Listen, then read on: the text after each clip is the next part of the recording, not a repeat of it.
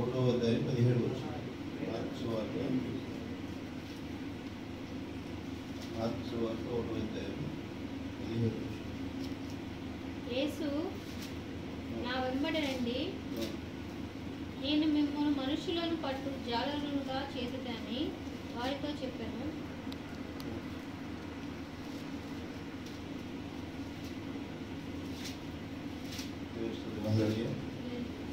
ప్రార్థన చేసుకుని కరుణమణి తండ్రి కష్టపడుతుంది ప్రభావం చేస్తే మీకు వందనాలు చూపించుకున్న తండ్రి చదవడం ప్రభావ మేము గమనించుకుని ప్రభావ మీ వాక్యాలను ప్రభావ తెలుసుకున్నటువంటి జ్ఞానాన్ని పొందిన మాకు దయచేయండి. లేఖనస్తున్న ప్రభావం చాలా ప్రభావ మీరు మా గోడేవుని నడిపించడానికి కోరుకుంటున్నాను తండ్రి. ఈ సాయంకాలం ప్రభావ మీరే ప్రభావ మీ చేతులకు అప్పగించుకుంటుండగా ప్రభావ మీరే మాట్లాడండి. మమ్మల్ని మరుగున పెట్టండి నాయన ప్రభావ మీరు రంగం మీద రమ్మని ఆహ్వానిస్తుండగా ప్రభావ సమస్తము చేతులు మేము మీరే పొందుకొని అవి వేస్తున్నాము అడిగి పెట్టుకుంటున్నాం.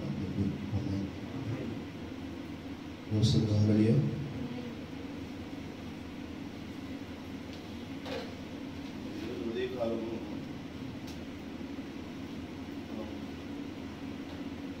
చూసాం కదా, ఏం చూసాం మనం ఉదయకాలం ఏం చేసుకున్నాం?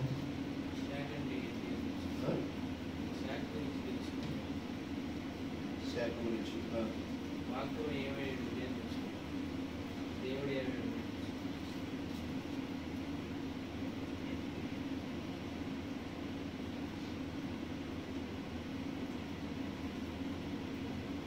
కాస్త మార్పు వాడేసేవా సరిగ్గా?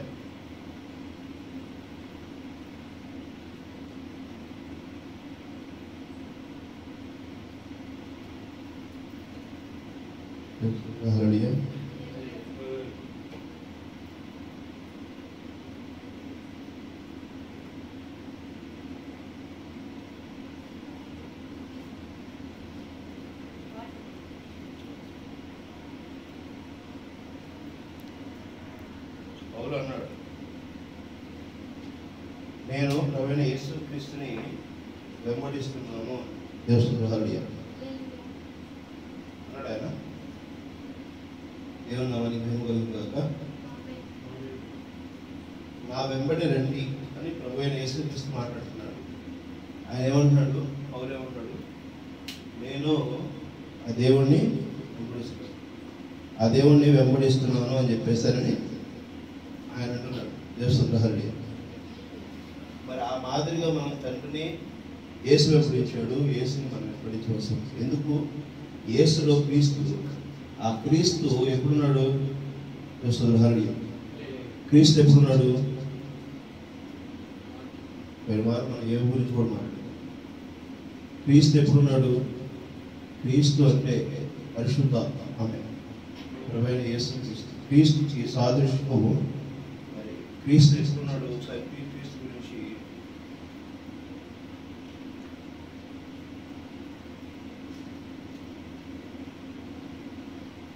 ఈ లేఖనాలు కూడా ఒకసారి గుర్తు చేసుకోండి. తండ్రి అంటే యోహాను సువార్త 5వ అధ్యాయము 43వ వచనం.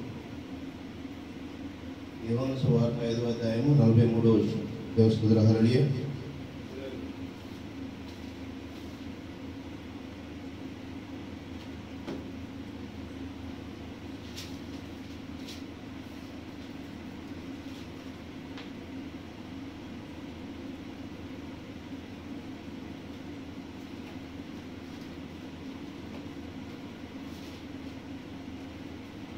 యోహాను సువార్త 5వ అధ్యాయం 43వ వచనం. ఉదయం చాలా కొంత మీకు నిదానంగా చెప్పుకుంటూ పోతూ ఉంటే మీకు 100 సంవత్సరాలు 1000 సంవత్సరాలు చెప్పడానికి అంత టైం లేదు ఇక్కడ.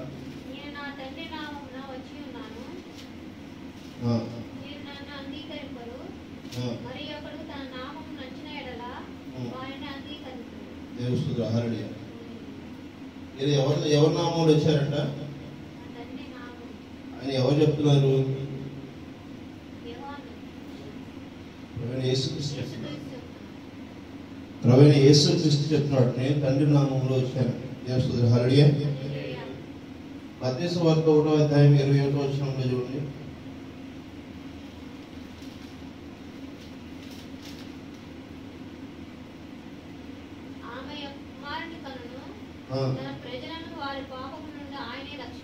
తన ప్రజలను వారి పాపము నుండి ఆయనే రక్షించును. గనుక ఆయనకు యేసు అను పేరు పెట్టును. యేసుకి శబ్దము కింద ఉంది చూడండి,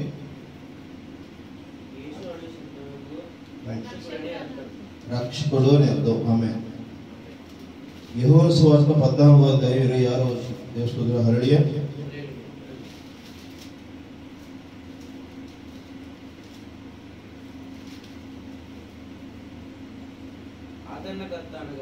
ఆదరణకర్త అనగా తండ్రి నా నామమున పంపబోవు పరిశుద్ధాత్మ సమస్తమును మీకు బోధించి నేను మీతో చెప్పిన సంగతులన్నిటినీ మీకు జ్ఞాపకము చెయ్యును. పరిశుద్ధాత్మ క్రీస్తు అంటే ఏంటన్నా, నేను మీకు చెప్పినటువంటి నా తండ్రి అనగా తండ్రి నామమున పంపబోవు పరిశుద్ధాత్మ లేక ఉత్తరవాది సమస్తమును మీకు బోధించి నేను మీతో చెప్పిన సంగతులను మీకు జ్ఞాపకము చేయును. ఆమేన్. ఇప్పుడు మనము ఉదయకాలంలో ఏం మాట్లాడుకున్నాం? వాక్యము అంటే దేవుడి వాక్యం హెచ్చరిస్తుందంటే అది దేవుడి హెచ్చరికే. ఇక్కడ ఏం చెప్పబడుతుంది? వాక్యం అనేది నీ మధ్య తీసుకొస్తుందనంటే జ్ఞాపకం చేస్తుంది. ఎవరు చెప్పింది? నేను ఏవైతే చెప్పానో ఆ విషయాలను మీకు జ్ఞాపకం చేస్తుంది. ఆమేన్. ఇప్పుడు మనము ప్రాచీనమైనటువంటి ప్రపంచము ఏముందో అనేది మనం గమనించాలి. తెలుస్తుంది సరిగా. అసలు కృప ఎప్పటి నుంచి మొదలైంది?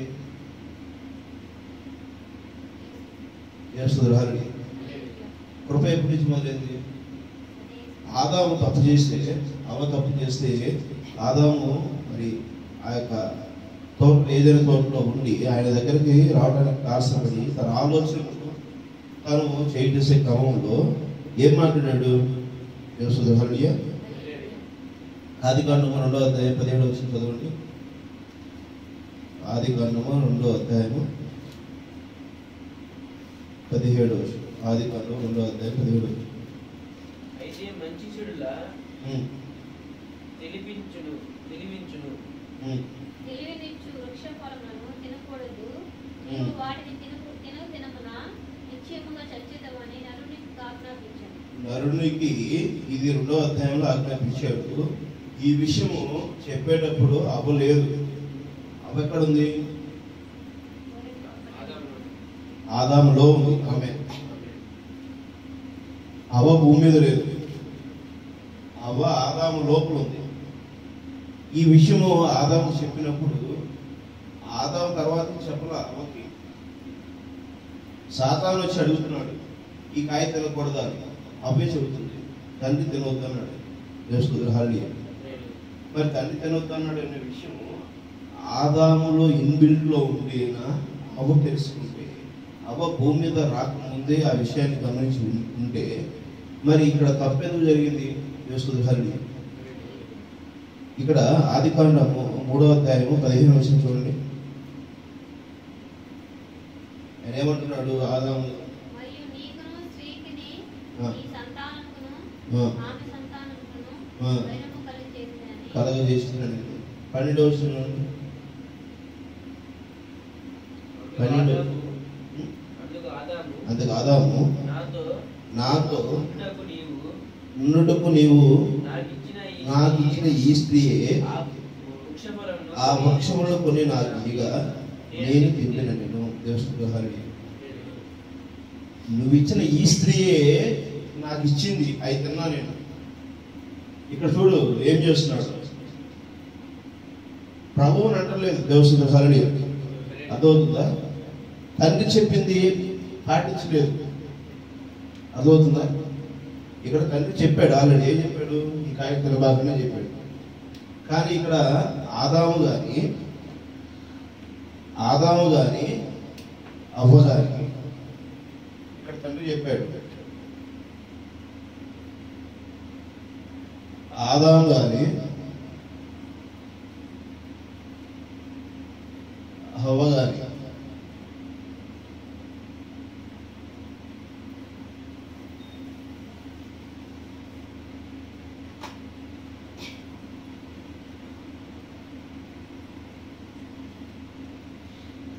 వీరిద్దరు కూడా, ఆదాము హవ్వ ఇద్దరు కూడా, ప్రభువా నువ్వేం చెప్పావు నేను చేస్తావు అసలు తెలుస్తుంది హరణి. అందుకనే ఆయన ఏం చేశాడు, నువ్వు నేను చెప్పింది నువ్వు చేయలేదు, ఏదైతే తోటలో నుంచి వెళ్ళిపోమంటే ఇక్కడ ఏం చెబుతున్నాడు తెలుస్తుంది హరణి.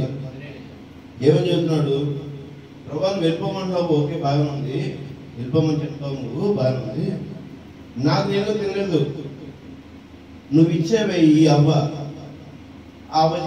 ఈ అవ్వ ఎక్కడ వచ్చింది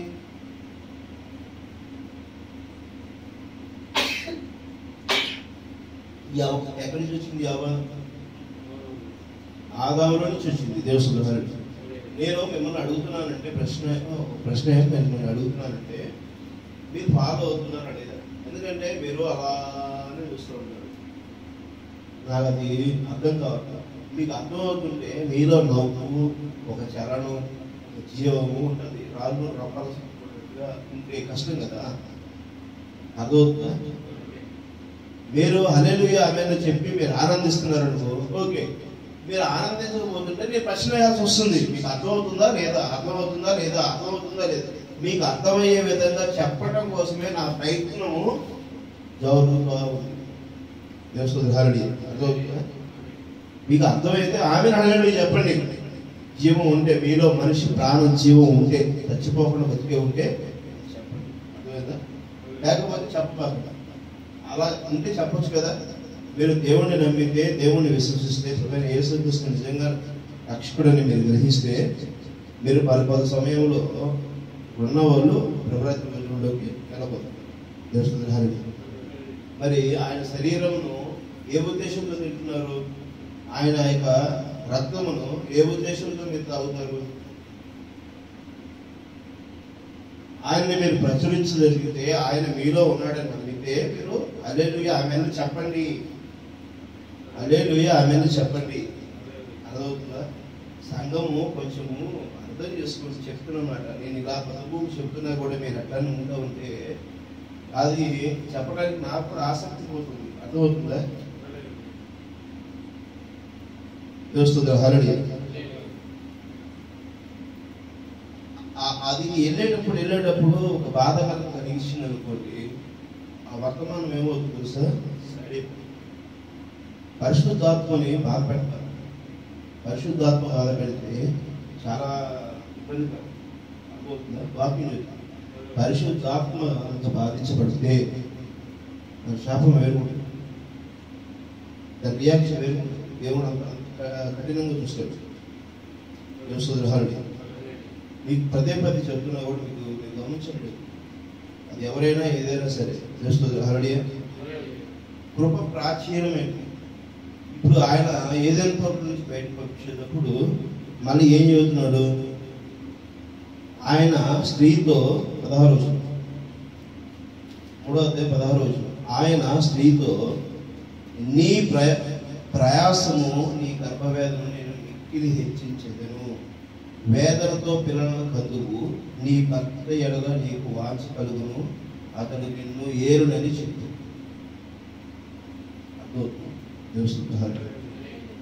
భర్త ఎడల వాంఛ కలుగుతుంది, ఆ భర్త నిన్ను ఏరుతాడు. నీ ప్రయాస నేను హెచ్చిస్తున్నాను, నీ గర్భవేదన హెచ్చిస్తున్నాను అంటాడు దేవుడు. నీ గర్భవేదన నేను మిక్కిలి హెచ్చించింది. ఇప్పుడు వీళ్ళు చేసిన పాపము ఎక్కడి నుంచి విముక్తి అవుతుంది? వీళ్ళు చేసిన పాపం ఎక్కడి నుంచి విముక్తి అవుతుంది?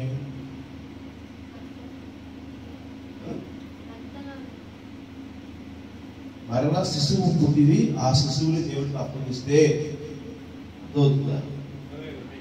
హరి నిజమైన దానిని నువ్వు అర్పించు అంటాడు. ఆమె ఇప్పుడు ప్రభువైన యేసుక్రీస్తు ఆయన గర్భవేదన కలిగినాడు. దేవుడు హరి ప్రభువైన యేసుక్రీస్తు కూడా మత్తయి సువార్త 22వ అధ్యాయం ప్రభువైన యేసుక్రీస్తు కూడా గర్భవేదన కలిగి ఉన్నాడు.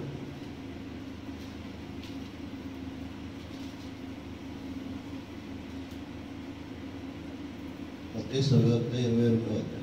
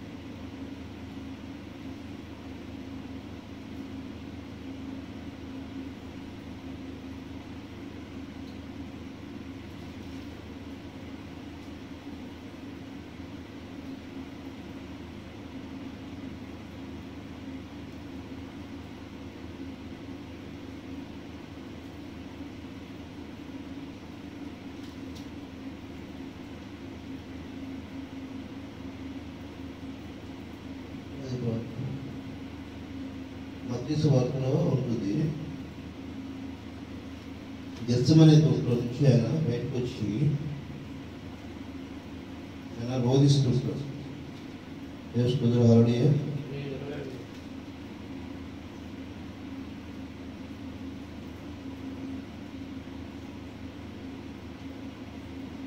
26వ అధ్యాయము మత్తయి సువార్త 26వ అధ్యాయము 36వ వచనం చూడండి.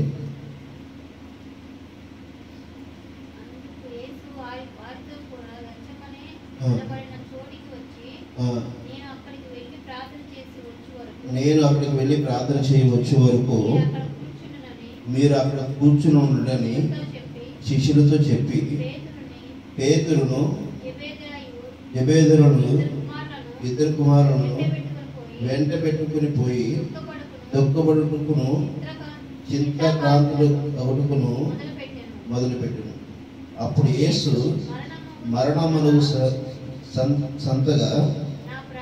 మరణమగునంతగా నా ప్రాణము బహుదుఃఖములో మునిగి ఉన్నది, మీరు ఇక్కడ నిలిచి నాతో కూడా మెలకువగా ఉండుడని వారితో చెప్పి కొంత దూరం వెళ్ళి సాగిలపడి, నా తండ్రి, సాధ్యమైతే ఈ గిన్నె నా యొద్ద నుండి తొలగిపోనిము,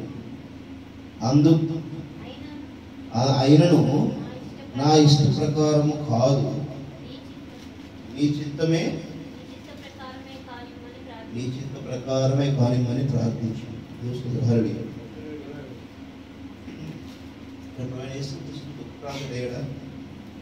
అయ్యాడా లేదా? ఆయన కూడా ఒక ప్రసవ వేదన పడ్డాడు. దేవుడు హరి ఆయనలో నుంచి ప్రభువైన యేసుక్రీస్తు పుట్టడం కోసము యేసు కూడా ప్రసవ దేవుడు హరి అర్థమవుతుందా? ఇప్పుడు ప్రతి మనిషిలో నుంచి కూడా క్రీస్తు పుట్టడానికి ప్రసవ వేదన పడవలసినటువంటి సమయం అయినది. ఆమె అర్థమవుతుందా? ప్రసవ వేదన పడినప్పుడు ఆయనకి తగిన విధముగా మనము ఎప్పుడైతే రూపాంతరం చెందుతున్నామో అప్పుడు మనము ఏమవుతున్నాము? ఎబ్రీ 13వ అధ్యాయము 8వ వచనం. ఎబ్రీ రాసిన పత్రిక 13వ అధ్యాయము 8వ వచనం. నేను ఏదైనా చెప్పాలనుకుంటున్న దాన్ని మీరు ఆసక్తిగా ఉంటే నేను ఇంకా చెప్పగలుగుతాను. బైబిల్లో ఉన్న విషయాలు నేను ఆనందంగా చెప్పగలుగుతాను. మీలో ఆనందం లేకపోతే నేను చెప్పలేను. మీరు ఆనందిస్తుంటే నేను ఉదయకాలం వరకు కూడా చెప్తా ఉంటాను. యేసుక్రీస్తు నిన్న నేడు ఒకటే రీతిగా ఉన్నాడు. ఆమేన్. అవును, యుగ యుగములకు ఒకటే రీతిగా ఉన్నాడు. ఆమేన్. యేసుక్రీస్తు నిన్న నేడు నిరంతరం ఏకరీతిగానే ఉన్నాడు, ఒకటే రీతిగా ఉన్నాడు. దేవుని హల్లెలూయా. ఆయన మారనివాడు, మార్పు చెందనివాడు. ఆ రోజు ప్రభువైన యేసుక్రీస్తులో నుంచి ఏ విధముగా అయితే వాక్యము బయలుపాటు చేయగలబడినదో, ఈ రోజు సంఘంలో నుంచి కూడా ఏ వాక్యము బయలుపాటు కాబోతుంది. సుధారణ ఈ రోజు ప్రభువైన యేసుక్రీస్తు ఆ గెత్సేమనే తోటలోకి వెళ్ళి ఆయన ఎలాగైతే బాధించబడ్డాడో, ఆయన దుఃఖకాంతుడు ఎట్లా అయ్యాడో, ఇప్పుడు ఈ లోకంలో, ఈ పాపపు లోకంలో నీవును నేను కూడా ఆ విధమైనటువంటి దుఃఖకాంతులు కావాల్సింది. ఎందుకనంటే మనం ఒకటి అనుకుంటాం, అర్థమవుతుందా? అది జరగదు. దేవస్థానం అది జరగదు, ఇంకోటి జరుగుతుంది. దాని మీద నువ్వేమనుకుంటావు? నేను అనుకుంటున్నాను జరగట్లేదు. నువ్వు ఏది కావాలనుకుంటున్నావో ఆ ప్రకారమే జరగాలి అని నువ్వు అనుకుంటే, ఆదాము ఆ కాయని దేవుడు చెప్పినట్టు కాకుండా నేను చెప్పినట్టు నడుస్తానని చెప్పేసి సరిపోతుందా?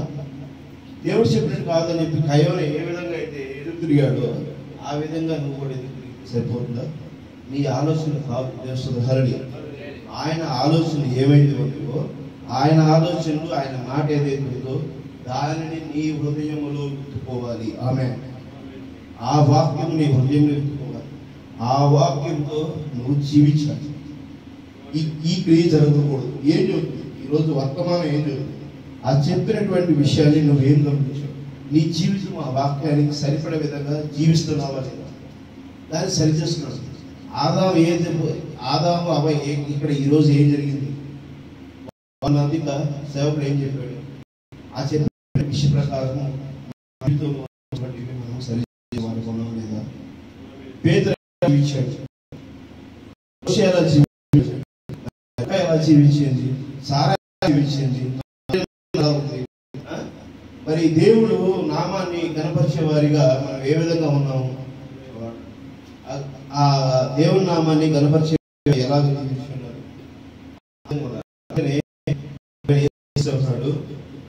అన్నారు వెంట రండి. దేవుని నామాన్ని కాక నా వెంట రండి.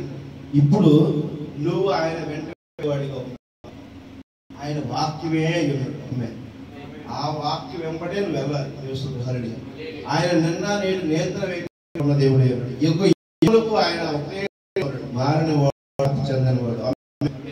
ఇప్పుడు ఆ వాక్యం వెంబడించిన వాడిగా, ఆ వాక్యం ఏ చోటు గ్రహించేవాడు ఉన్నావా? నువ్వు ఏం కోరుకున్నావు? కోరుకున్న విధంగానే వాక్యం అనుకుంటు ఈరోజు అదే సమస్య.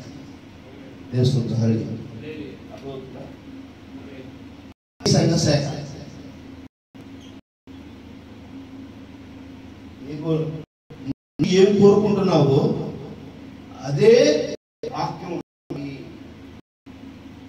నేను ఇల్లు కట్టాలనుకుంటున్నాను, ప్రభువా నేను ఇల్లు కట్టాలనుకుంటున్నాను, ప్రభువా నేను ఇల్లు కట్టాలనుకుంటున్నాను, ప్రభువా నేను ఇల్లు కట్టాలనుకుంటున్నాను. నాకు ఇల్లు, నాకు ఇల్లు, నాకు ఇల్లు, నాకు ఇల్లు, నాకు ఇల్లు. నీ హృదయ వాంఛనను నేను ఇల్లు కట్టువాడును నేను అని వాక్యం వచ్చింది. ఒకరోజు బైబిల్ తీసుకుని చూస్తాం, వాక్యం వచ్చింది. ఒకరోజు తీసుకుని చూస్తాం, వాక్యం వచ్చింది. ఇంకో రోజు చూస్తాం, వాక్యం వచ్చింది. అప్పుడు నువ్వేం చేస్తున్నావు? నీ ఆలోచన ఏదైతే ఉందో, నీ ఆలోచనను దేవుడికి, నీ ఆలోచన దేవుడికి ఆపాదిస్తున్నావు.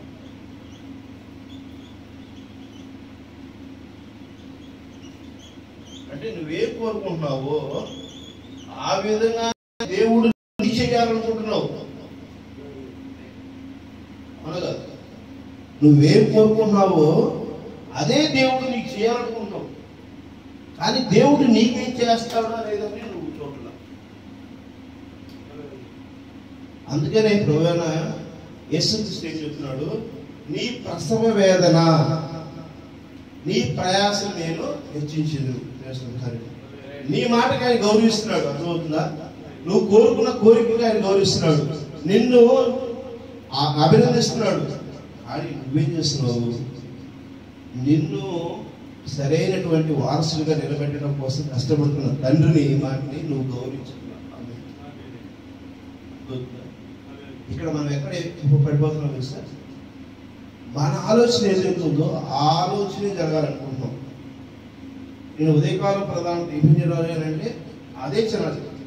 ఆ దేవుడు ఒకవేళ నీకు టిఫిన్ పంపిస్తానని తల కలిగించాడు, నువ్వు ఈ పని చేయొద్దు, అది మనం కాంప్రమైజ్ కావాలి. అర్థమవుతుందా?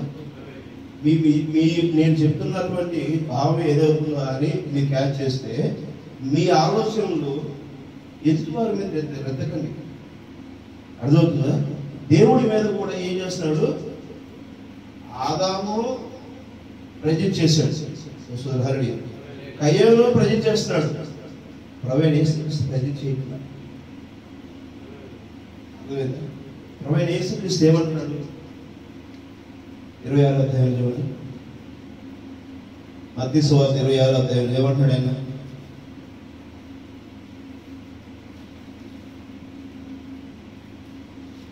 ఆయన ప్రజెంట్ చేయట్లేదు. ఆయన ఏమంటున్నాడు? 39వ వచనం, కొంత దూరం వెళ్ళి సాగినప్పటికీ నా తండ్రి సాధ్యమైతే ఈ గిన్నె నా ఎద్దు నుండి తొలగిపోనిము, అయినను నా ఇష్ట ప్రకారం కాదు, నీ ఇష్ట ప్రకారమే కార్యములను ప్రార్థించు. ఎంత మాట చెప్పాడు? నువ్వు అడుగుతున్నావు కదా, నువ్వు అడుగుతున్నావు వస్తా. ఇక్కడ ఎందుకు మనం ఫెయిల్ అవుతున్నావు అర్థమవుతుందా?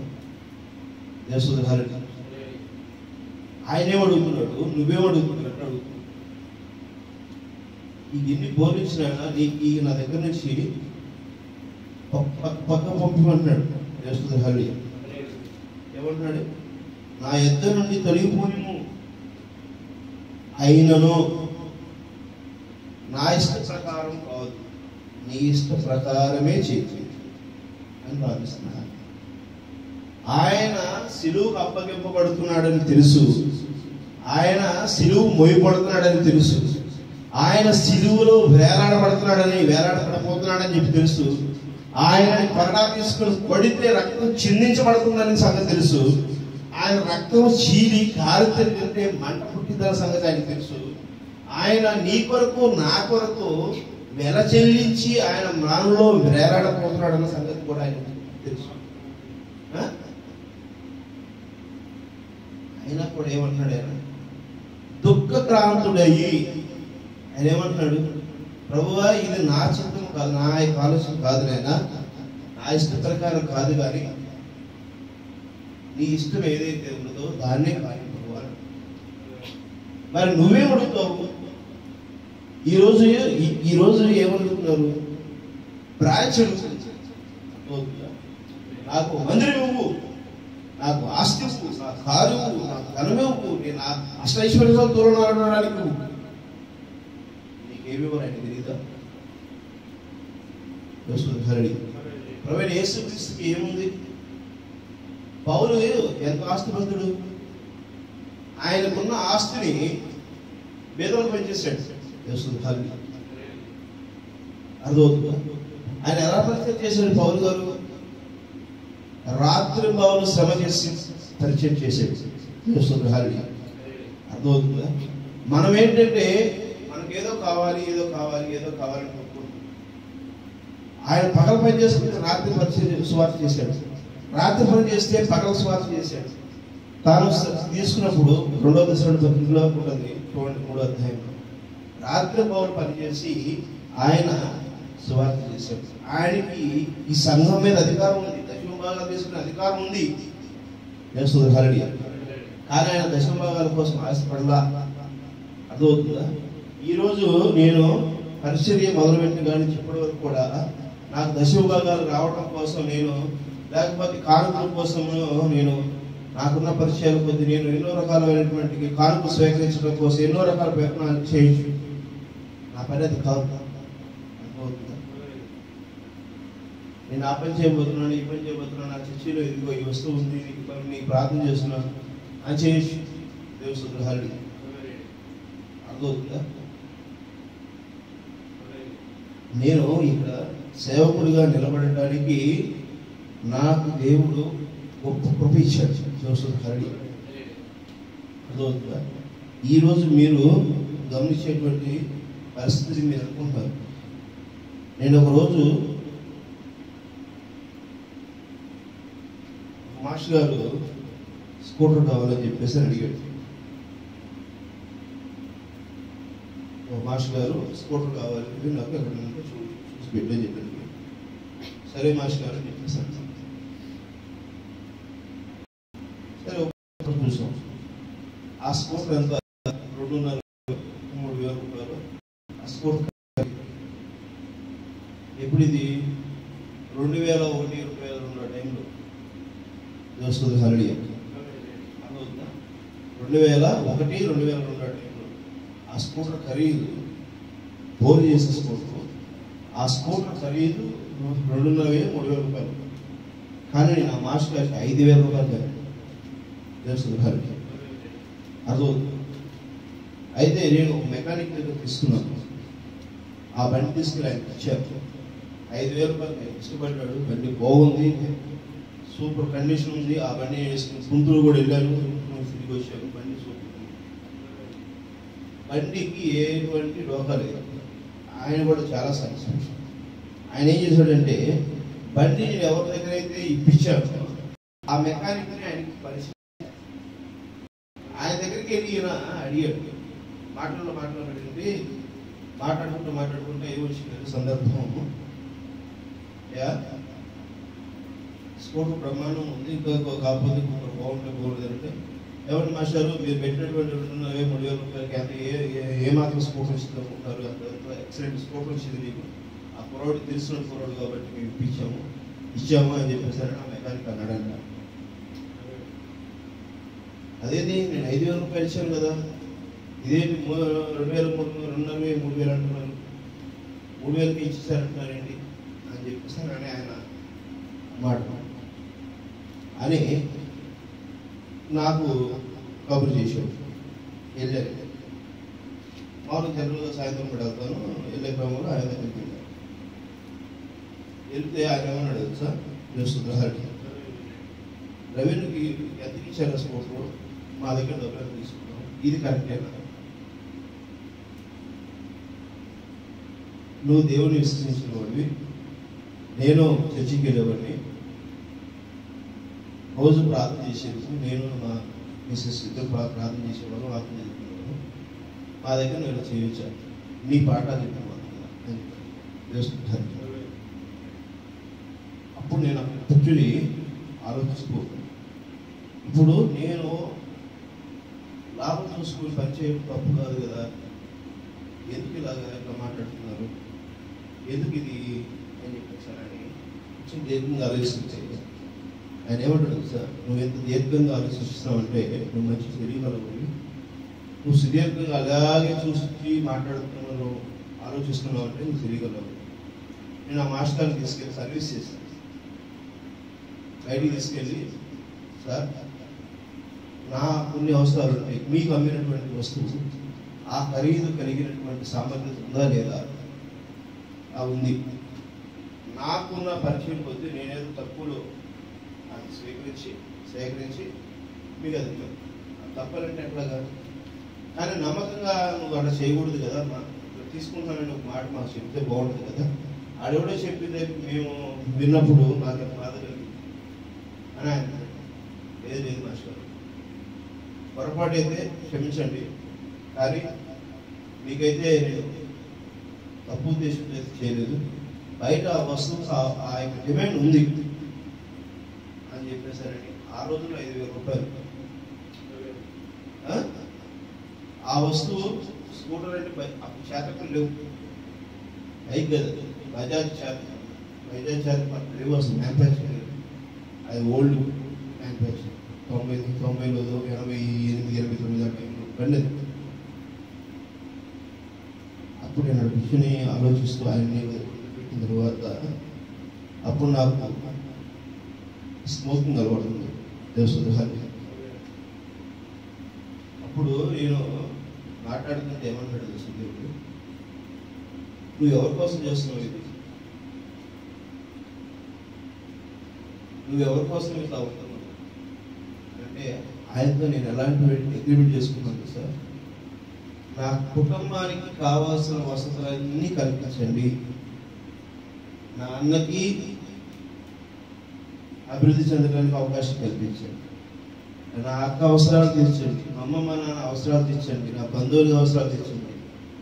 నేను ఒక అందరికి సహాయం చేస్తాను. నా కొరకు నేను కోటేశ్వరం అవ్వాలని కానీ లేకపోతే ఇంకోటి అవ్వాలని అనేటువంటిది ఎప్పుడు నేను కోరుకోను. ఆ రోజు ఈ రోజు ఎప్పుడు కోరుకోను. అర్థమవుతుందా? తెలుసుదాలి. అప్పుడు నేను సిగరెట్ మానేస్తాను అని అగ్రిమెంట్ ఎవరి కోసం ఏం పెడుతున్నాం మనం? దేవుడితో అగ్రిమెంట్. చూసారా?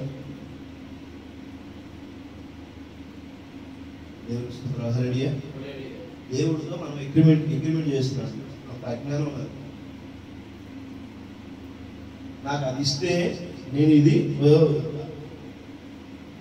నాకు ఈ పని చేసి పెడితే నేను ఇట్లా ఉంటాను. ఎన్ని విషయాల్లో దేవుడు నాకు ఎన్ని అలా చేస్తూ వస్తూ ఉంటాడు.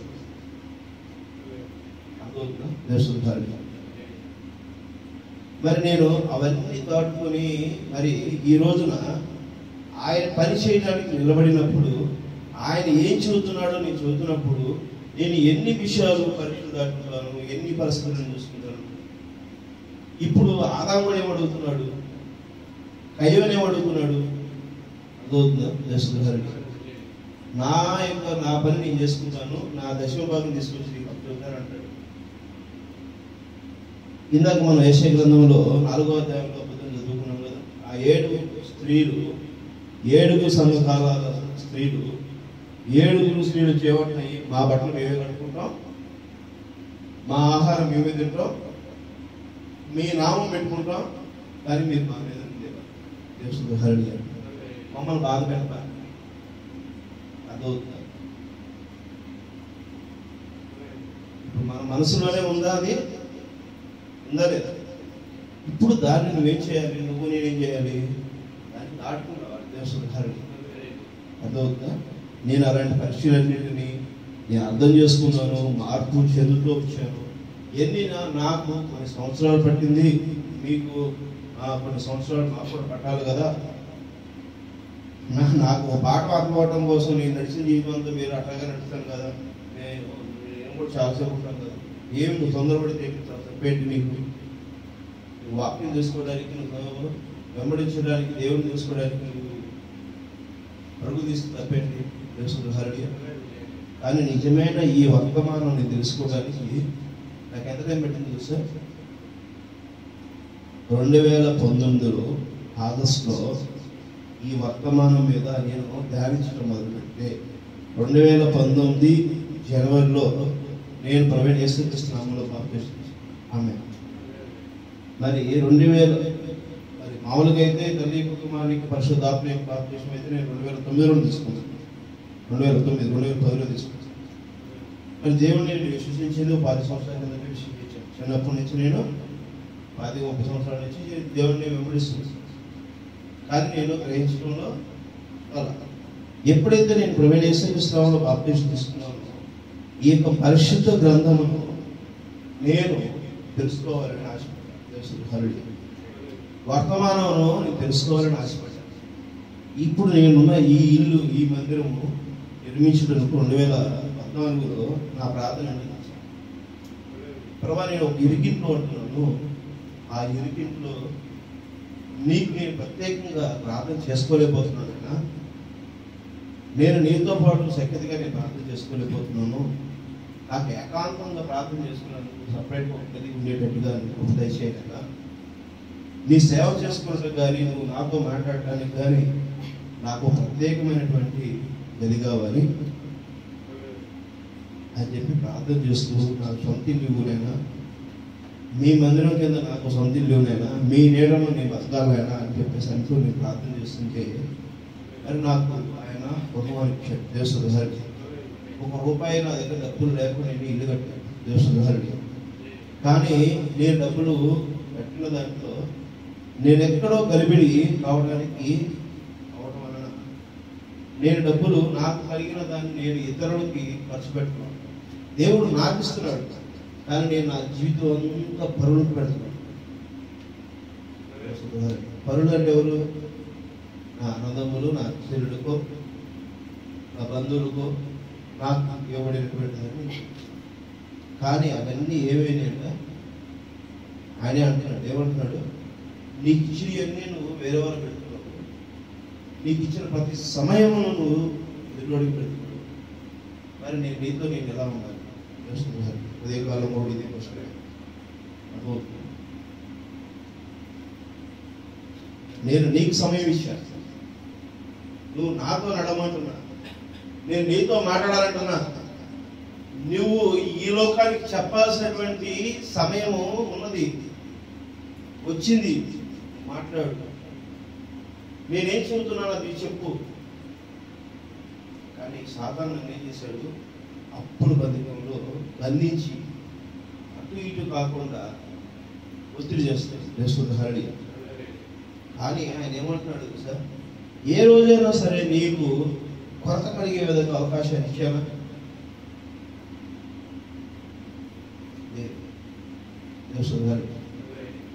నాకు ఈ పూట జరగట్లేదు, ఈ పూట నా దగ్గర లేక నేను వస్తున్నాను, ఇదిగో నాయన నేను ఈ యొక్క పరిచర్య చేయడానికి నాకు డబ్బులు అందక నేను ఇదిగో ఇది అయ్యాను అని ఏ రోజు లేదు.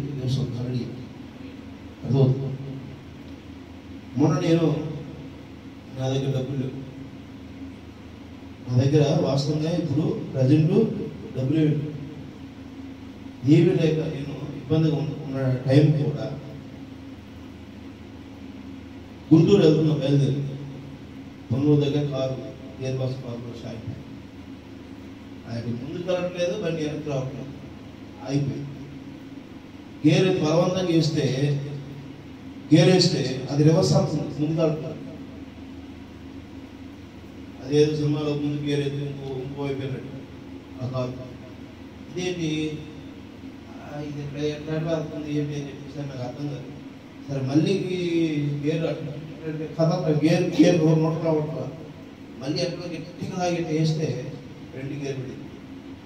అలా ఫ్రంట్కి అలా పోయి వచ్చి ఏం చేయాలో అర్థం కాదు. మెకానిక్ ఫోన్ చేశారు, దాని అట్లాంటిది అక్కడే ఎక్కడన్నా మెకానిక్ వచ్చి షెడ్లో చూపించుకుంటే అట్లానే ఫస్ట్ గేర్ వేసుకుని షెడ్కి వెళ్ళాను. గేర్ బాక్స్ పోయిందండి, గేర్ బాక్స్ మార్చుకోవాలి, గేర్ బాక్స్ కూడా తీస్తే కానీ మేము చెప్పలేము. గేర్ బాక్స్ జోలికి వెళ్ళాలంటే 34,000 రూపాయలు ఖర్చు, కొత్త గేర్ బాక్స్ అయితే.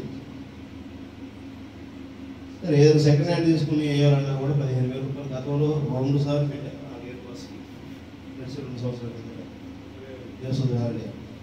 2 సార్లు రిపేర్ చేయించా, ఒకసారి గేర్ బాక్స్ వచ్చాయి, అయినా ప్రాబ్లం వచ్చింది. డబ్బులు లేవు, ఏంటి పరిస్థితి, ఏంటి ఏం చేయాలో అర్థం కాని పరిస్థితి.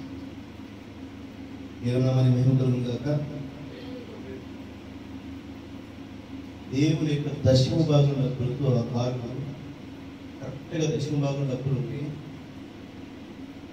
ఆ డబ్బులు దశమ భాగం 8,000 రూపాయలు ఉంటే మెకానిక్ గేర్ బాక్స్ని 5,000 రూపాయలకే వేరే బండి నా దగ్గర ఉంది, ఆ బండి గేర్ బాక్స్ తీసి నేను చేస్తాను, 2,000 రూపాయలు నాకు వేసినందుకు ఛార్జ్ తీసుకుంటాను, నువ్వు ఎట్లాగైనా కాకుండా వచ్చేసాయి అని అంటాను.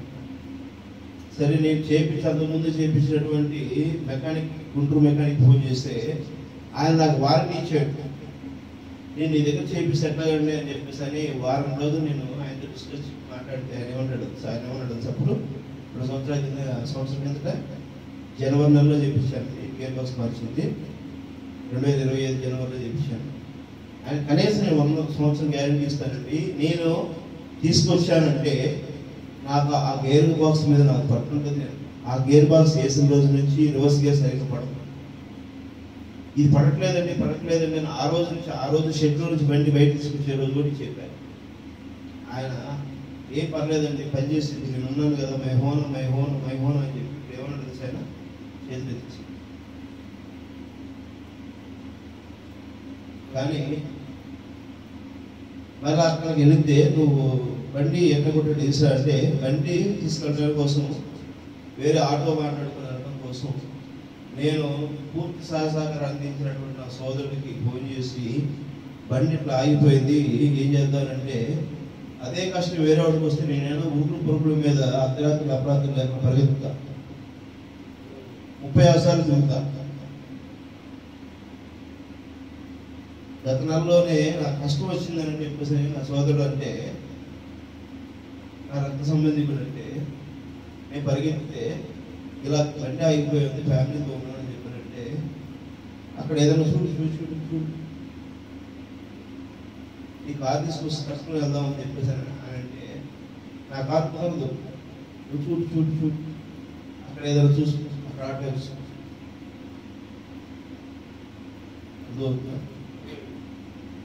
సరే నేను బయట ఆటో మాట్లాడుకుని గుంటూరు తీసుకెళ్ళాలంటే 4,000 3,000 రూపాయల దాకా అవుతుంది.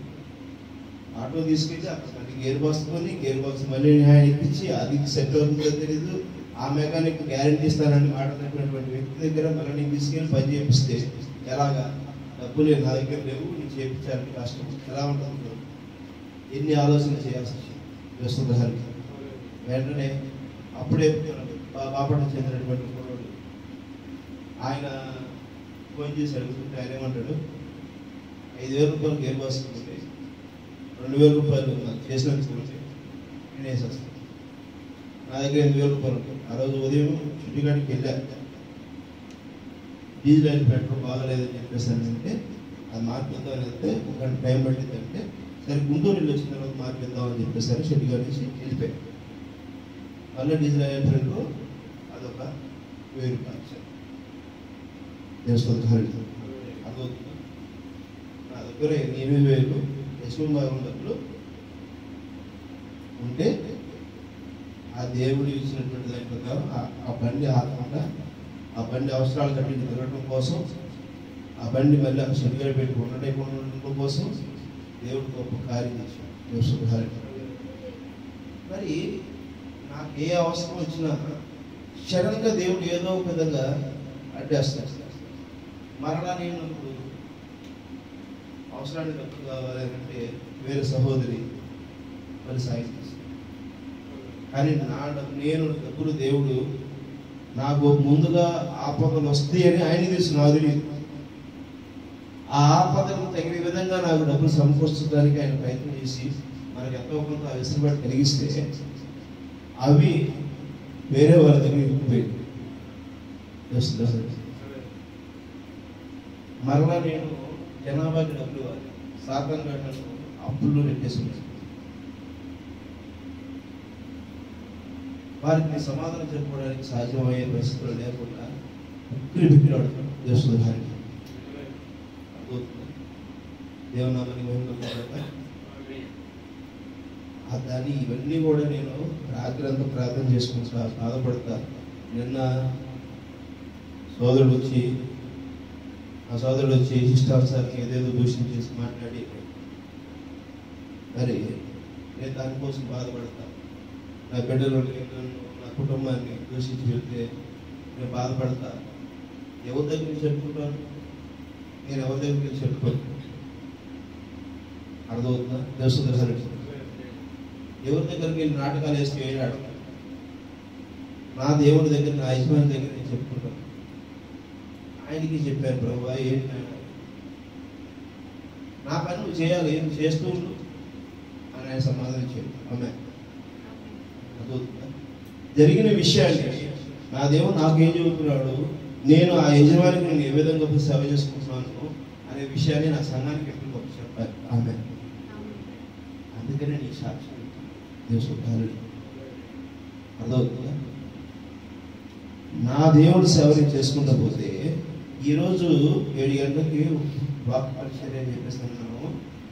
మరి ఈ ఆరాధన పెట్టుకోవాలనుకుంటే సాతాను గాడు డిస్టర్బ్ చేస్తాడో అని చెప్పి మధ్యాహ్నం శాలెం కూడా బయటికి పంపించకుండా ఆపించారు. బయటకు వెళ్తానంటే వెళ్ళొద్దని చెప్పి, అంటే ఏదైనా డిస్టర్బెన్స్ తీసుకొచ్చి పెడితే వల్ల ఆగిపోతుంది. ఈ నెల ప్రభుత్వం రోజు 4-5 సార్లు పోస్ట్ 4-5 సార్లు ప్రభుత్వం రోజు రిపోర్ట్ పెట్టుకున్నాం అంటే ఏదో సమస్య. అట్లా ఈరోజు కూడా 7:30 సమయానికి 7 గంటలకల్లా మరి ప్రార్థన స్టార్ట్ చేసుకుందాం అనుకుంటే అది అట్లా పోయి 8:40 దేవస్థాన హల్లెలూయా.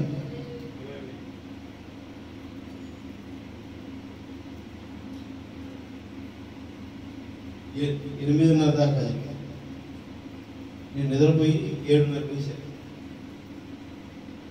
ఎవరు లేపలేదు, లేకున్నా నేను లేకపోలేదంట. అంత ముద్దుగా ఉంటుంది. రాత్రి నాకు నిద్రలేదు. దేవుడితో నేను శక్తి పడుతున్నాను. దేవుడు అదే చెప్తుంది. దేవుడు నామానికి మహిమ కలిగిన అదే కృప ఎంతో ప్రాచీనమైనది. దేవస్తున్నారు కృప ఎంతో ప్రాచీనమైనది. మత్తయి సువార్త 4వ అధ్యాయం 19వ వచనం చూడండి.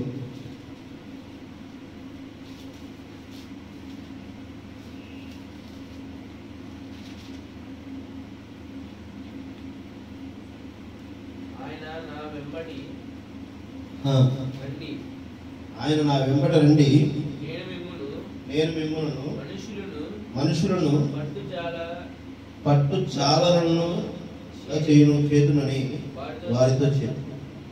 వెంటనే వారు తమ పనులను విడిచిపెట్టి ఆయనను వెంబడించిరి. ఆమె అదో ఇప్పుడు ఆయన మాట చెప్తున్నాడు. ఆ తండ్రి ఆయన చెప్తున్న విషయము ప్రవీణ యేసుక్రీస్తు వెంబడించాడు. ప్రవీణ యేసుక్రీస్తు చెప్తున్నటువంటి విషయము తన శిష్యులు వెంబడించారు. మరి ఆయన శిష్యులు వెంబడించిన పౌలు ఆయన వెంబడించాడు. నేను ప్రవీణ యేసుక్రీస్తుని వెంబడిస్తున్నాను, మీరు కూడా యేసుక్రీస్తునే వెంబడించండి అని చెప్పాడు. ఆమె మనం పౌరుని వెంబడించమని చెప్పట్లేదన్న. మేము ఏ మాదిరిగా జీవించాం, మీరు ఆ మాదిరిగానే జీవించండి. మేము ఏ విధంగా ప్రవీణ యేసుక్రీస్తుని వెంబడించాము, మీరు ఆ విధంగానే మరి ఉండండి.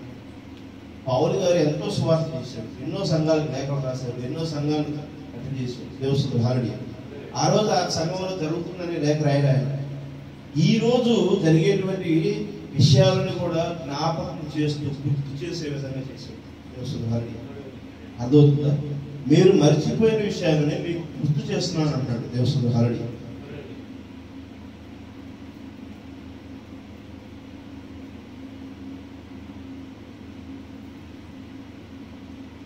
ఆదికాండము 3వ అధ్యాయము 9వ వచనం.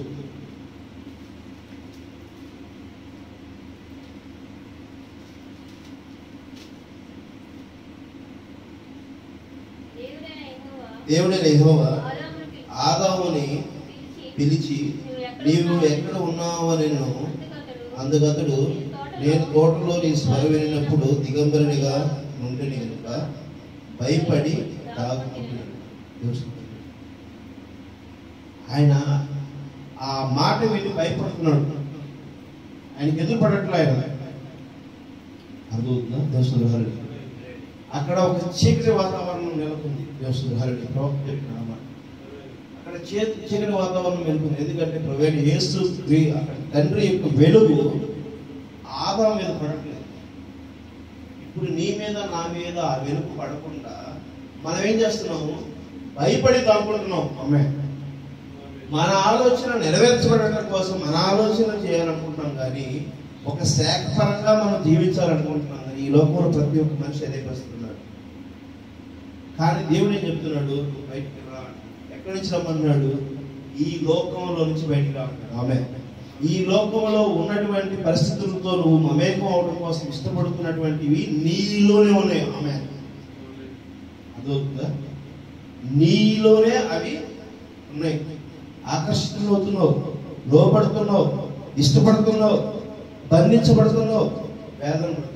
వాటినన్నిటిని విడిచిపెట్టి ఈ లోకంలో నుంచి బయటికి, తల్లి గర్భం నుంచి బిడ్డ ఏ విధంగా అయితే బయటికి రావడానికి కోసం ఆరాటపడుతున్నాడో అలాగా నువ్వు నేను ఆరాటపడేవాడుకుంటాను. ఆమె ఈ లోకంలో నుంచి మనం తల్లి గర్భంలో 9 మాసాలు 10 మాసాలు అయిన తర్వాత బిడ్డ ఉంటుందా? ఉంటుందా? బయటకు వచ్చేసి ఆ పరిపూర్ణత వచ్చిన తర్వాత ఆటోమేటిక్గా సంఘంలో నుంచి ఈ లోకంలో నుంచి బిడ్డ బయటకు వచ్చేసి అలాంటి సమయము ఇప్పుడు అయ్యున్నది. ఆమె అదవుతుందా? అందుకని నీ గ్రోత్ని ఎవరు బిల్డప్ చేసుకోవాలి? నీ గ్రోత్ను నువ్వే సరిచేసుకో. కడుపుతున్న గర్భవతి ఎవరు జాగ్రత్త తీసుకోవాల్సి ఉంటుంది? గర్భవతి జాగ్రత్త తీసుకోవాలా? పక్కింట్లో జాగ్రత్త తీసుకోవాలా? పక్కన ఉన్న వాళ్ళు జాగ్రత్త తీసుకుంటారా? గర్భవతి తీసుకోవాలి జాగ్రత్త. ఆమె పౌష్టికాహారం తినాలి, టయానికి తినాలి. ఆమె కాలక్రమంగా సమయానుసారంగా ఎక్సర్సైజ్ చేసుకోవాలి, బిల్లలు వేసుకోవాలి, మరి ఎటువంటి ఒత్తిడికి కాకుండా ఉండాలి, తగిన జాగ్రత్తలని ఆ యొక్క గర్భవతి తీసుకుంటారు. మరి ఆ విధంగానే నువ్వే ఉదయాన్నే లగిస్తే ప్రార్థన నువ్వే చేసుకోవాలి, వాక్యం నువ్వే అభ్యసించాలి, నువ్వే దేవుడిలో ఉండాలి. వాక్యం ఏమున్నదో ఆ వాక్యాన్ని నేను వెంబడించాలనేటువంటి ఆశ నీలో ఉండాలి. అదవుతుందా? నువ్వు స్వీకరించాలి, నువ్వు లాక్కోవాలి, దేవుడి దగ్గర నుంచి ఆ వాక్యాన్ని నువ్వు లాక్కోవాలి. అప్పుడు నీలో నుంచి ఏమవుతుంది? పెరిగి పెరిగి పెరిగి పెరిగి పెరిగి పెరిగి పెరిగి ఏమవుతుంది? అది శిశువు పెద్దదై ఏమవుతుంది? ఆ 9 నెలలు 10 నెలలు దాటిన తర్వాత ఏమవుతుంది? ఆ గర్భంలో ఉన్న శిశువు పెరిగిన తర్వాత ఏమవుతుందండి? పెద్దదైతే ఏమవుతుంది? పెరిగితే ఏమవుతుంది? బయటకు వస్తుంది కదా. మరి నువ్వు కూడా వాక్యాన్ని తీసుకుని తీసుకుని తీసుకుని తీసుకుని వృద్ధి చెందితే, సంపూర్ణత నువ్వు కూడా పొందితే, ఈ లోకంలో నుంచి నువ్వు కూడా బయటకు వస్తావు. ఆమేన్. తలుపు తడుతున్నటువంటి ప్రవీణ యేసు క్రీస్తు కోసం తలుపు తీసి యేసయ్యా రా అని ఆహ్వానిస్తావు. అప్పుడు ఏమంటాడు ఆయన? ప్రభువా, యేసుక్రీస్తు ఏమన్నాడు? నేను నీతోను నువ్వు నాతోను కలిసి అతని అది సింహాసనం భోజనం చేస్తామన్నాడు. ఆమె అన్నాడు లేదు యేసుక్రీస్తు. మీకు ఈ విషయాలన్నీ నేను మీకు వాక్యాలు చూపించి మీకు గుర్తు చేస్తూ మాట్లాడుతున్నాను. కానీ ఈరోజు బైబిల్ వర్తమానం ఎలా ఉంటుందో సార్, వర్తమానం ఎలా ఉంటుందో సార్, వర్తమానం మన ప్రవక్త ఎలా చెబుతున్నాడు? మీరు బైబిల్ చదివితేనే వర్తమానం అర్థమవుతుంది. ఆమె మరియా ఏం చేసిందో, ఏబేలు ఏం చేశాడో, కయ్యోను ఏం చేశాడో, అక్కడ నిర్గమకాండంలో ఏం జరిగింది, మోషే చరిత్రలో జరిగింది, దానియేలు ఏం చేశాడు, దావీదు ఏం చేశాడు, ఎక్కడ తప్పు జరిగింది, ఎక్కడ ఒప్పు జరిగింది, ఆ ప్రకారం ఇప్పుడు మన మధ్య ఏం జరుగుతుందో ఆ వాక్యం ఇప్పుడు జరుగుతున్నటువంటి పరిస్థితికి నువ్వు వేరే చేసుకుంటూ దానిని సరి చేసుకుని నువ్వు మరి క్రీస్తుని వెంబడించే విధంగా జీవించడానికి ప్రవక్త నీ మధ్య నా మధ్య బైబిల్ మొత్తం సంపూర్ణంగా వివరించాడు. ప్రతి మర్మము ఈ 7వ సంవత్సరాల దూత చేత ఆ తండ్రి బయటపడిచాడు. కాబట్టి నీ మధ్య నా మధ్య ఉన్న వర్తమానము సంఘశాఖల వర్తమానం కాదు. ఆషామాష అలాంటిగా లేదు, కఠినంగా ఉంటుంది. ఇది చేయలేము. వాక్యం తగిన వాక్యం ఏం చెబుతుంది అలాగే నువ్వు జీవించాలని అవునని చెప్పింది రండి. అట్లా బతుకుతారు ఊరుకోండి. నేను సరదాగా ఏదైనా సెల్ఫీ తీసుకుంటే ఆనందంగా ఏదైనా వీడియో తీసుకుంటానంటే సెల్ఫీ వీడియో తీసుకుంటున్నా కూడా చూసుకోకూడదు అంటారు. గంతులు వేస్తానంటే గంతులు వేయొద్దంటారు. లేకపోతే ఈ లోకంలో ఏదో సరదాగా ఫ్రెండ్స్తో పాటు ఏదైనా నౌకరీగా మాట్లాడితే అట్లా మాట్లాడకూడదని అంటారు.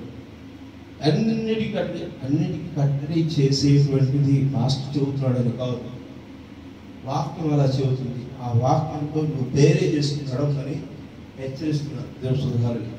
అదొక సేవకుడు హెచ్చరిస్తున్నాడు. క్రమం కలిగిన జీవితంలో వాక్యము ఈ సమయానికి ప్రారంభం అవుతుంది. ఇదిగో మన యొక్క ఆరాధన సమయానికి, ఆ సమయానికి ఎవరు ముందు వస్తే వారితో దేవుడు మాట్లాడుతున్నాడు.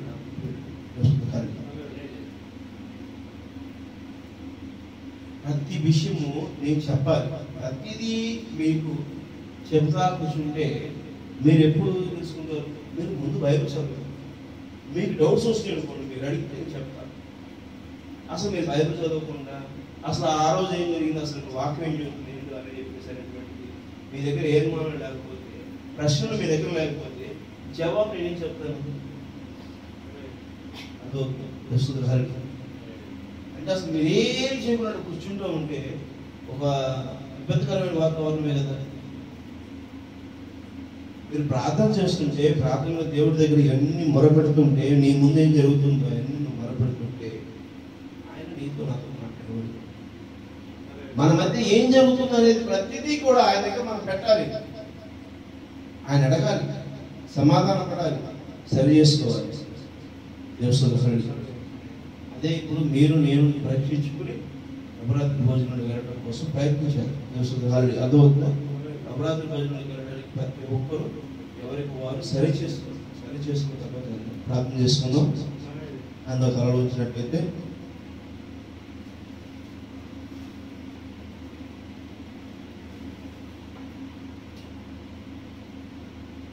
పరలోకమైన తండ్రి, పరిశుద్ధమైన తండ్రి, ప్రభువా నాయనా యేసయ్య, మా యొక్క సొంత ఆలోచన కాదు ప్రభువా, మీరు ఇస్తున్న కృపని ప్రభువా, కృపా సమాధానం ప్రభువా మేము కలిగి నడువుటకు సహాయం చేసి దీవించమని వేడుకుంటున్నాం.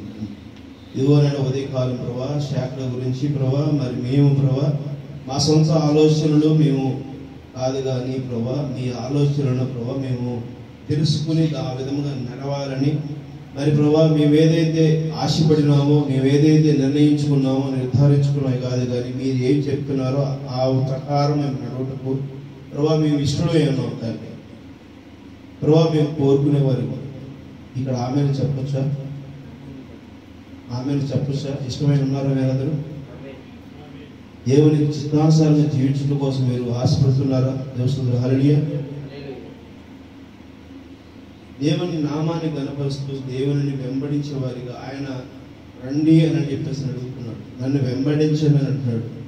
ఆ ప్రకారమే మరి ఉదయకాలం నుంచి మేము కూడా ప్రభా వెంబడించడం కోసం ప్రభా వాక్యములను మేము గ్రహించి ఉన్నామని ప్రభా ఇదిగో నేను ఎక్కడైతే కోల్పోయానో, ఎక్కడైతే పడిపోతున్నానో, ఎక్కడైతే నన్ను అపవాది తప్పుదో పట్టిస్తున్నాడో ప్రభా మేము ప్రతి ఒక్కరూ మేము బేరీ చేసుకున్నామని ప్రభా మీ ఎందుకు ప్రభా విజ్ఞాపన చేసుకుంటాం. సమస్తమును సఫలపరచండి, మీ కాపుదల భద్రవేసి దీవించడం కోరుకుంటున్నాం. ఇదిగో మేము సరి చేసుకుని మీ చిత్తానుసారం నిలిపించండి.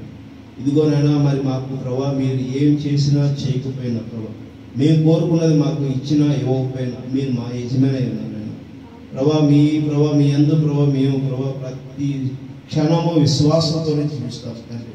మాకేం కావాలో మాకు తెలియదు నేను ప్రభా. ఈ భూమి మీద ఏదో మీరు కావాలని మీరు ప్రభా మేము రాలేదు నేను, మీరు పంపించారు తండ్రి.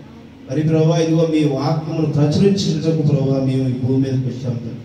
ప్రభా వాక్యమును ప్రచురించుటకు మీకు సాక్షిగా మేము నిలబడుటకు ప్రభా మీ రాజ్యమును స్థాపించబడుటలో ప్రభా మేము ఏ మాత్రము సైనికులుగా పని చేయవలసి ఉందో ప్రభా ఆ పని చేయడానికి కావాల్సిన శక్తిని, జ్ఞానాన్ని, ఓర్పుని, సహనాన్ని, శాంతిని మాకు దయచేయండి ప్రభా. మీ యొక్క నామంలో ప్రభా మమ్మల్ని దీవించండి తండ్రి. ప్రభా ఇదిగోనైనా మీ యొక్క దివిటీలను మేము ప్రభా పట్టుకుని నడువుకు సహాయం చేయండి. మా నడుము బిగించుకుని ప్రభా ఇదో యుద్ధ సామర్థ్యాన్ని ప్రభా మేము కలిగి ఉండటంలో ప్రభా మా యొక్క కిరీటమును ప్రభా మీరే ఉన్నారు తండ్రి. ప్రభా అదిగోనైనా ప్రతి విషయంలోనూ ప్రభా మమ్మల్ని బలపరుస్తున్న దేవుడు తండ్రి. ఈ రోజు ప్రభా మీరు మాట్లాడిన దేవుడే ఉన్నారు తండ్రి. ప్రభా మా మధ్య ప్రభా జరుగుతున్నటువంటి ప్రతి పరిస్థితుల్లో ప్రభా మీరే తోడే ఉండి మమ్మల్ని బలపరిచి దీవిస్తున్న దేవుడే ఉన్నారు ప్రభా. యేసయ్యా మీకే వందనాలు స్తుతులు ప్రభా. మాలో ఏదైనా లోపం ఉంటే క్షమించండి తండ్రి. మేము ఎక్కడ తప్పిపోతున్నామో అక్కడ ప్రభా మీరే ప్రభా మమ్మల్ని ఆశీర్వాద దీవించి ప్రభా సరైన మార్గంలో నడిపించడం కోరుకుంటున్నాను తండ్రి. ప్రభా సమస్తమును సర్వపరిచిన దేవాల తండ్రి మీకు వందనాలు స్తుతులు చెల్లించుకుంటాం తండ్రి. ప్రభా ఇదిగోనైనా ప్రభా ఇదిగో ఈ వారంలో ప్రభా ఎంతో అద్భుత కార్యాలు చేసిన దేవుడు తండ్రి. ఇదిగోనైనా నిస్సహాయ స్థితిలో ప్రభా ఇదిగోనైనా మా ఒట్టి చేతులతో ప్రభా మీకు అప్పగించుకుంటున్నాం తండ్రి. ప్రభా ఇదిగోనైనా మీ ఒట్టి చేతులు ప్రభా మా యొక్క 2 చేతులు ఎత్తి ప్రభా మేము ప్రభా మీకు ఒట్టి చేతులతో మేము మీకు అప్పగించుకుంటాం తండ్రి. ప్రభా మీరే ప్రభా మమ్మల్ని నడిపించారైనా మీరే మమ్మల్ని నడిపించారు తండ్రి. మా ఆలోచన ప్రభా మా యొక్క ప్రభా మాటలు ప్రభా మా యొక్క ప్రభా ఏమీ వద్దు నాయన ప్రభా మేము ఒక ప్రభా ఖాళీ పాత్రగా ప్రభా మీకు అప్పగించుకుంటాం తండ్రి. ప్రభా ఇదిగోనైనా మీరే ప్రభా మమ్మల్ని నడిపించారు తండ్రి. ప్రభా ఇదిగోనైనా ఇప్పటి వరకు మమ్మల్ని పోషించిన దేవుడు నైనా ప్రభా ఇదిగో మాకు తెలుసో తెలియకో ప్రభా మేము ఏదో తప్పుల్లో పడిపోయినాం తండ్రి. ప్రభా ఇదిగోనైనా ఇదిగో ప్రభా కొన్ని ఇబ్బందులు పడినాం తండ్రి. ప్రభా ఇదిగోనైనా ప్రభా కొంతమంది వ్యక్తులతో ప్రభా మేము బాధించబడుతున్న వారము తండ్రి. ప్రభా నిజంగా ప్రభా మీ నామాన్ని కనపరచడంలోను మా నామాన్ని ప్రభా స్తుతించి ఆరాధించడంలోను సువార్త ప్రకటించడంలోను మేము ఆనందించాలని ఇష్టపడుతున్నాం తండ్రి. ప్రభా నైనా తండ్రి ప్రభా మీ నామంలో ఎంతో ఆనందం ఉన్నది తండ్రి. మీ ఇరుకు ఇబ్బందులు కలిగినటువంటి మార్గం ఎంతో శ్రేష్టమైన తండ్రి. ప్రభా ఇదిగోనైనా నా చిన్నతనంలో ప్రభా నేను ఆ ఇరుకు ఇబ్బందులు కలిగినటువంటి త్రోవను చూస్తూ వచ్చేవాడిని నాయన. నా యొక్క స్వప్నాల్లో చూస్తూ వచ్చాము నాయన. ప్రభా ఆ రోజు ఆ యొక్క ఇరుకు ఇబ్బందులు కలిగినటువంటి త్రోవ స్వప్నంలో కనబడుతుంది తెలియదు నాయన నాకు. ప్రభా ఇదిగోనైనా ఇప్పుడు నేను ప్రభా మరి ఆ యొక్క ఇరుకు ఇబ్బందులలో నడుస్తున్నప్పుడే కూడా ప్రభా నేను నిజంగా ఆనందిస్తున్నాను నాయన. ప్రభా ఇదిగోనైనా మా యజమాని మీరే నాయన. మాకున్న ప్రతి పరిస్థితి మీ అందు ప్రభావ మేము ఉంచుతున్నాం తండ్రి. మీరే ప్రభావ సరైన మార్గంలో నడిపించగలుగుతారని కోరుకుంటున్నాం తండ్రి. ప్రభా ఎవరికి ప్రభావ మేము ఏ యొక్క బాకీ ఉండడకు ప్రభావ మీరు ఇష్టపడే వ్యక్తులు కాదు నాయన. ప్రభా ఎవరికి ప్రభావ మేము మరి రుణగ్రస్తులు కావడం కాదు నాయన. ప్రభా మాకు ప్రతి పరిస్థితి నుంచి ప్రభా మీరు మరి ప్రభా మీ యొక్క ప్రాణమును వెలకట్టి ప్రభా మరి ఇచ్చి ప్రభా మమ్మల్ని కొన్న దేవుడే ఉన్నారు తండ్రి. ప్రభా ఇదిగోనైనా మరి ఆ యొక్క ప్రభా ఇజ్రాయేలులో ప్రభా ఆ యొక్క ఐగుప్తు దేశంలో ప్రభా మరి మీ యొక్క లేవీలు ప్రభా ఇజ్రాయేలు ప్రభా బంధించబడి ప్రభా బానిసలుగా ప్రభా మరి అక్కడ పనిచేస్తున్నటువంటి మరి కుళ్ళిపోయిన చపాతీలు ప్రభా పాసిపట్టిన చపాతీలు తింటూ ఉన్నటువంటి వారిని విడుదల చేయడానికి ప్రభా మీరు మోషేని పంపించారు నాయన. ఇదిగోనైనా మోషే మమ్మల్ని ప్రభా ఆ రోజు వారిని విడిపించిన విధంగానే ప్రభా మమ్మల్ని కూడా ప్రభా మీరు విడిపించారు తండ్రి. ప్రభా ఇదిగోనైనా ఈ రోజు ప్రభా మీరే దిగి వచ్చి ప్రభా కరవస్సులో రక్తం చిందించి వెలగట్టి కొన్న దేవుడు మీరేనైనా.